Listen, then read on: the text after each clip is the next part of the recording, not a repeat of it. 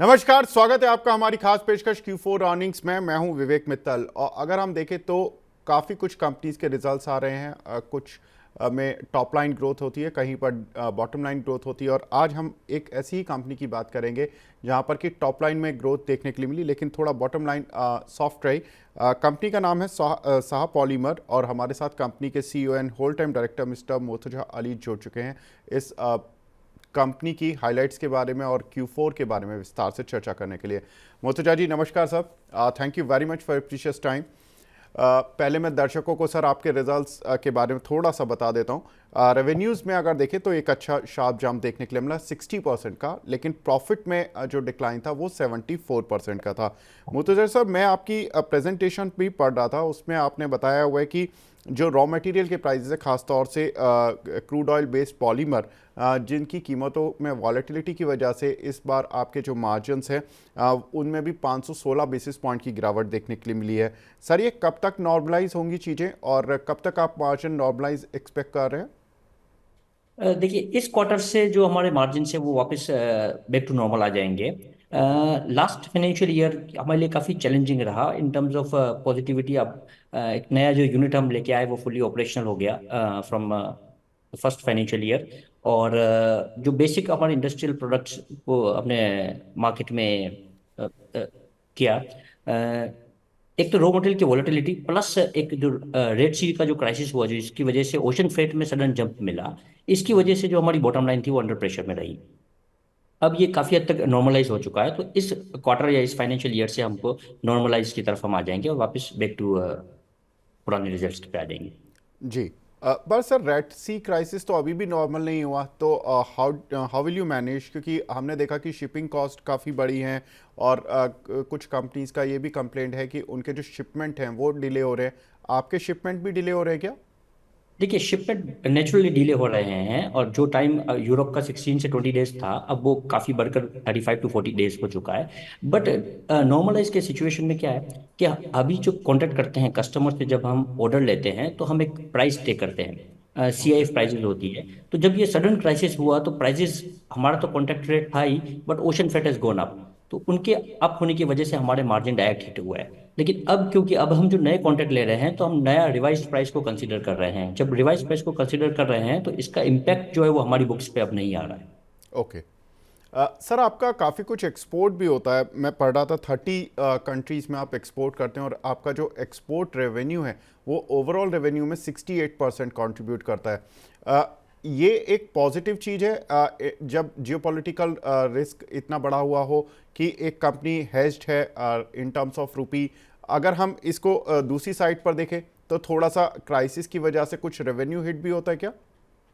Revenue, देखिए हमारा जो प्रोडक्ट है उसका मार्केट बहुत बड़ा है। ये एक ओके। जनरल इंडस्ट्रियल प्रोडक्ट है और इसका अभी तक कोई ऑल्टरनेटिव नहीं है। तो ये पॉजिटिव साइड है। प्लस हमारा जो एक्सपोजर है वो यूरोप की काफ़ी कंट्रीज में है और US और कनाडा में भी है।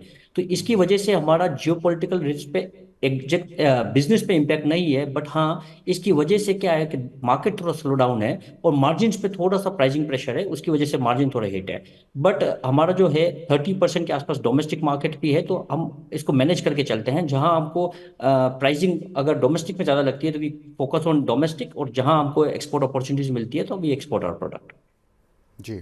सर, आपने बताया कि आपका जो कैपेसिटी एडिशन हुआ है उसके बारे में बताएं कि ये कब ऑपरेशनल हुआ, इससे रेवेन्यू कंट्रीब्यूशन कितना बढ़ेगा इस फिस्कल ईयर में? देखिए, अभी जो हमारी यूनिट जो लगी वो जनवरी टू 25 जनवरी 2023 से ऑपरेशनल हो गई थी। इस फाइनेंशियल ईयर में फर्स्ट या सेकंड क्वार्टर में ये 60% के आसपास हम उसको ऑपरेशन ले आए थे। तो इस फाइनेंशियल ईयर में इंक्रीज्ड कैपेसिटी का जो रेवेन्यू कंट्रीब्यूशन है वो ऑलरेडी आ गया है। बट क्योंकि हमारा जो नया यूनिट था हमने उसको लगाया था हाई एंड प्रोडक्ट को बनाने के लिए, और हाई एंड मतलब फूड ग्रेड और फार्मा ग्रेड बैग्स बनाने के लिए। फूड और फार्मा ग्रेड्स बैग जब बनाते हैं तो इनके लिए सर्टिफिकेशंस चाहिए और एक्सटर्नल थर्ड पार्टी से ऑडिट करवानी पड़ती है। तो अभी हम हर तरह से पॉलिसीज प्रोसीजर वो सब हमने अपनी फैक्ट्री में इम्प्लीमेंट कर दिया है।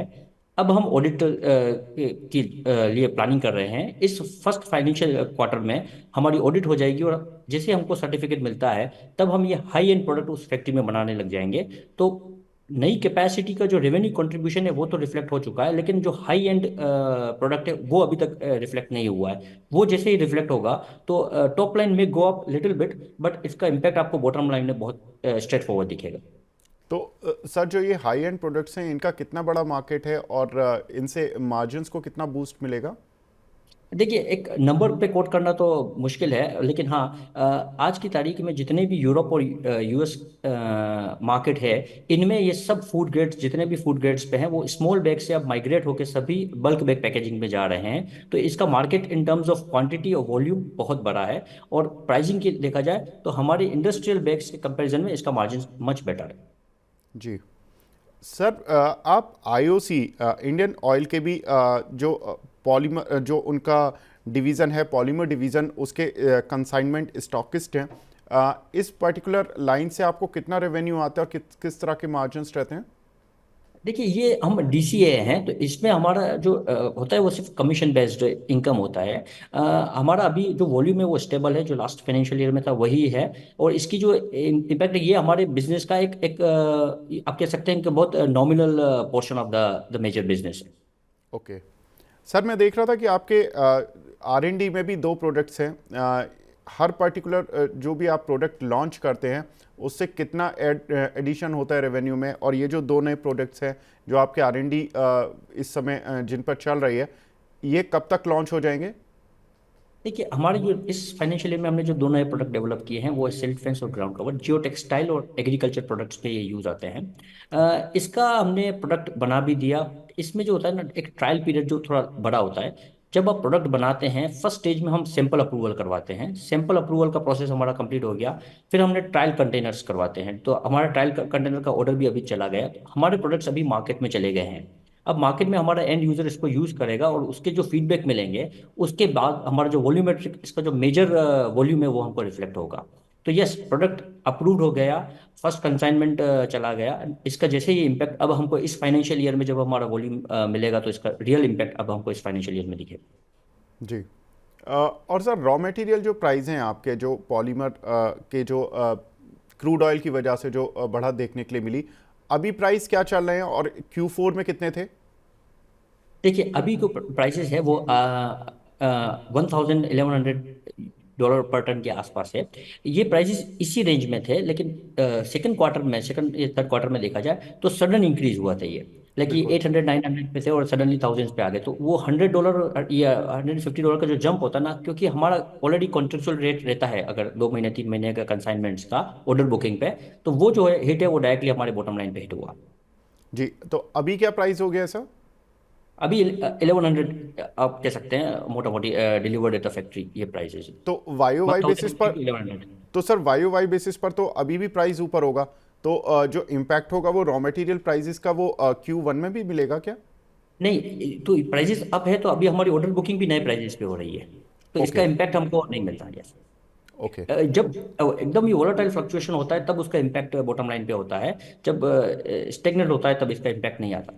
तो हम ये कह सकते हैं कि ये जो क्वार्टर है, जो कंपनी ने देखा, worst is over due to the raw material price fluctuation, and the next quarter would be normal and बिल्कुल स्टेबल क्वार्टर हम एक्सपेक्ट कर सकते हैं। डेफिनेटली सर, नेक्स्ट क्वार्टर में हमारे जो नए प्रोडक्ट है उसकी रेवेन्यू भी हमको देखने को मिलेगी, प्लस स्टेबलाइजेशन भी मिलेगा।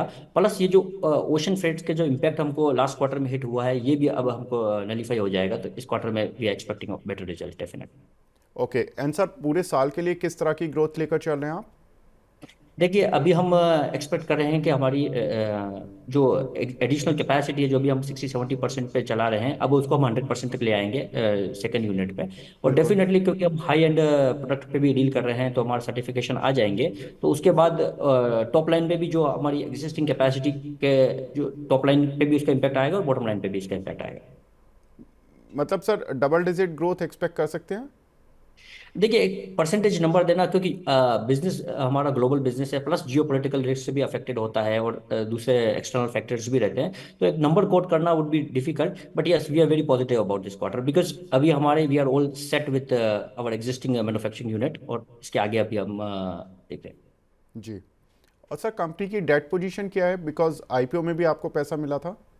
तो इस फाइनेंशियल ईयर्स में हमारे डेट रिड्यूस हुए हैं काफ़ी। We have repaid of course we have, अभी हमारे पास ये है सीसी लिमिट्स और वही चल रहे हैं। एंड बाकी जितने भी हमारे एक्सटर्नल फैक्टर ले रखे थे वो आईपीओ प्रोसीड से भी ऑलरेडी पेड ऑफ। जी बिल्कुल। तो यहाँ पर सर ने बताया कि काफ़ी कुछ कंपनी का जो क्वार्टरली जो प्रॉब्लम्स थी जो Q4 में थी वो काफ़ी हद तक सॉर्ट आउट हो गई हैं। Thank you very much sir हमसे जुड़ने के लिए और अपना प्रीशियस टाइम देने के लिए। थैंक्स। तो यहाँ पर शाह पॉली की तरफ से जो मैनेजमेंट ने बताया कि कंपनी का जो Q4 था ये एक वन ऑफ क्वार्टर कह सकते हैं जो कि ख़राब रहा, और जो रॉ मटेरियल प्राइस बढ़े उसको कंपनी इस क्वार्टर में तो पास ऑन नहीं कर पाई, लेकिन अगले क्वार्टर में कंपनी पास ऑन कर रही है और उसका सीधा इम्पैक्ट जो होगा वो Q1 FY25 यानी कि जो अप्रैल जून क्वार्टर होगा उसके नतीजों पर सीधे सीधे तौर पर दिखाई देगा।